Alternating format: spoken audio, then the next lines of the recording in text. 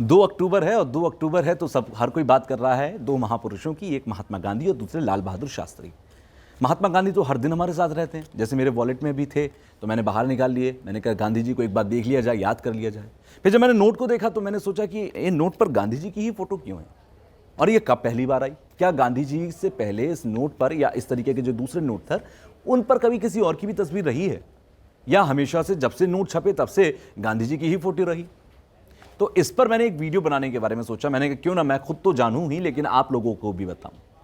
तो सबसे पहले देखिए, पहला नोट जो छपा, 1 रुपए का नोट छपा 1969 में।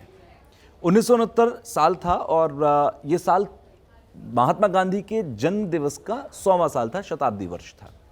और इस साल जब आरबीआई ने डिसाइड किया 1 रुपए का नोट छापा जाए, क्योंकि उससे पहले सिक्के चला करते थे, तो पहले बार नोट पर एक फोटो छापने के बारे में ख्याल आया कि क्योंकि कोई भी निर्जीव वस्तु का अगर हम मार्क लगाएंगे तो उसको कॉपी करना, नकल करना बहुत आसान होगा। तो क्यों ना किसी के चेहरे को लगाया जाए। अब चेहरे को लगाया जाए तो किसका चेहरा लगाया जाए, क्योंकि जितने भी स्वतंत्रता सेनानी थे सबका कोई ना कोई एक राज्य, कोई ना कोई एक कल्चर, कोई ना कोई एक वजह थी उनके पीछे। अब पूरे देश की तमाम रियासतों को एक महापुरुष चाहिए जिसका फोटो सब एक्सेप्ट कर लें, सबके दिलों में हाँ कोई बात नहीं, ये फोटो चलेगा। तो एक महात्मा गांधी ऐसे थे जो राष्ट्रपिता थे, जिन्हें सब मानते थे। हालांकि कुछ विचारधाराओं में मतभेद रहे, लेकिन उसके बाद भी सब चाहते थे कि ठीक है महात्मा गांधी इज ओके। तो महात्मा गांधी का एक फोटो छाप दिया गया। महात्मा गांधी का जो फोटो छापा गया, ये जो फोटो आप देखते हैं स्माइलिंग फेस, ये फेस भी मैं आपको बता दूं कहाँ से। ये स्माइलिंग फेस जो है दरअसल उस वक्त के तत्कालीन म्यांमार और की एक डिप्लोमेट आए हुए थे और उनके साथ मुलाकात कोलकाता में हो रही थी महात्मा गांधी की। वहीं पर एक फोटो क्लिक किया गया था जिसमें से इस फोटो को लिया गया।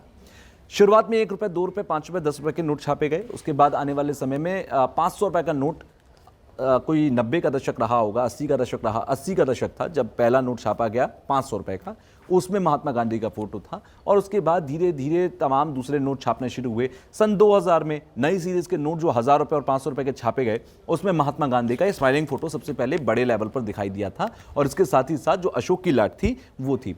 लेकिन इससे पहले जब महात्मा गांधी का फोटो नहीं था तो अशोक की लाट का भी इस्तेमाल किया गया है, अशोक स्तंभ का भी इस्तेमाल किया गया जो वहां पर लगाए गए हैं, जिसे हम लाइन साइन भी कहते हैं, वो लगाया। और उसके बाद आज तक अब जो भी नोट छपता है उसमें महात्मा गांधी का फोटो होता ही है।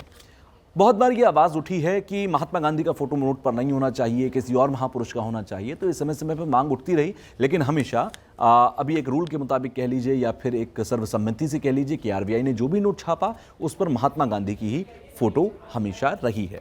तो आपको जानकारी अगर अच्छी लगी हो तो इसे शेयर कर दीजिएगा।